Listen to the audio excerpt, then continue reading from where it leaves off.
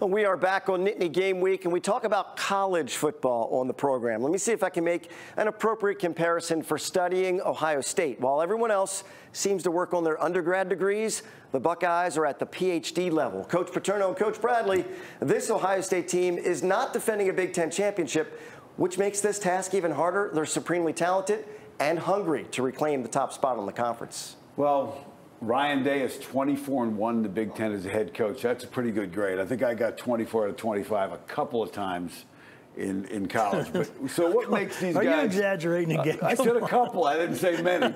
Okay, but let's talk about what makes these Ohio State Buckeyes special on offense. Tackling is going to matter for Penn State this weekend. The amount of yards after catch, 41.9% of the pass game of their three starting wideouts and tight ends are after the catch. You've got to get them to the ground, and we'll talk about it right away, Tom. They've got three big-time wideouts. Jackson Smith and Jigba has not really played. He's supposed to be full go this week, but either way, you got three wideouts. Where are you putting your best corner? And that really dictates what you do, right? You're going to have to bring some corners over. You made a great point. It's not only one-on-one tackling. It's get to the football. Yep. Everybody get to the football. And so watch for the matchups. Take a look here. Here's a throw that even in my advanced age, I can still make out to the flat.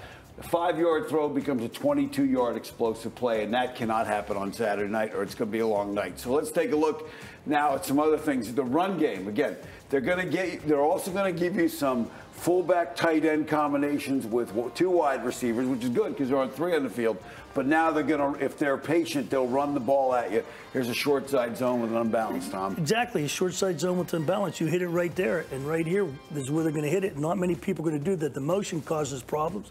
Now you have all the adjustments, and they've got angle blocks. And again, got to make the tackle.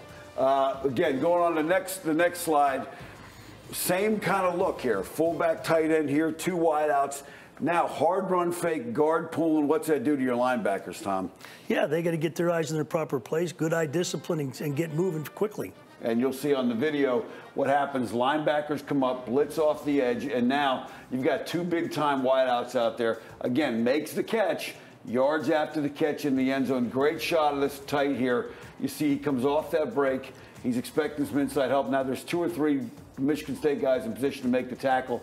They can't do it, and that's going to be a problem. And now, when you're dealt with the run game, play action game, and the wideouts, the thing that's different for Ohio State this year is the tight end is a real factor. Last year, Penn State did a great job in the red zone, but now they got to worry about the tight end there, Tom. How frustrating can that be? Well, we just talked about how Penn State's using the tight end more.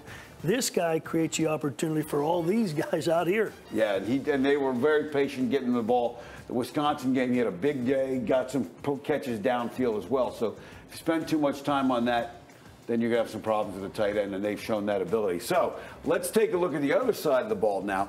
Ohio State, much improved on defense, a top 10 defense this year. Again, they've changed their fronts, and now they're going to be essentially, when you've got your two tight end, two wide receiver set to Penn State likes, there's essentially 8.5 guys around the ball, and you're going to have to block that strong safety. And he's a football player, and that's one of the things that's going to happen. If you do not block that guy and get in front of him, he is going to have a nice day for them. So you got to play action pass. And let's go to the next one now. When you get into it, again, a lot of variables in here.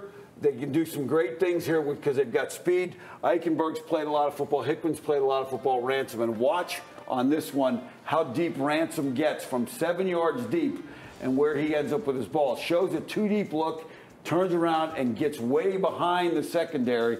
And that quarterback thinks he's probably safe on that throw, and all of a sudden he's there. He is. They're playing what it's called double the stars. They're picking the two best guys to cover. These guys are helping over the top with the stars who they think they're leaving him one-on-one on the backside. Okay, one last slide now before we go. Again, you got to win the outside matchups. We think this is probably where Ohio State's the most vulnerable defense. They can help on the inside guy, help on the tight ends. If Penn State's wideouts can win on the outside, then they'll have a chance to get the tight ends freed up and get the run game going. But if that doesn't happen, you can't afford to see this happen much with the sacks. No, you do not want to be in negative yardage. You want to keep the chains moving appropriately. And the guy who is never negative and never has negative yardage, Todd, back over to you. I like to see the silver lining and stuff, guys. Thank you very much. Now, of course, the Buckeyes have won 9 of the last 10 games against the Nittany Lions. Wouldn't exactly say they've dominated the actual games. Penn State has competed with Ohio State about as tough as anyone in the conference in recent years. You know, we knew when we see the schedule going into State College is going to be a huge challenge, always is. So, you know, our guys understand what a challenge this is going to be, and so we got to have a great week of preparation. And yeah, this is part of that competitive excellence, you know, and competitive stamina. Bringing it every single week and going on the road and winning a game like this is going to be huge. Now, the Buckeyes are the second-ranked team in the nation, 15-point favorites on the road against the 13th-ranked Nittany Lions. Nothing short of a Herculean effort and highly elevated execution will accomplish an upset for Penn State. Can't wait to see how it plays out. Time to take a break. When we come back, our Impact interview with Fox Sports lead play-by-play man Gus Johnson. We play the nickname game with Gus and find out what he's looking forward to for his first trip to Happy Valley with the Big Noon kickoff team. Nittany Game Week returns after this.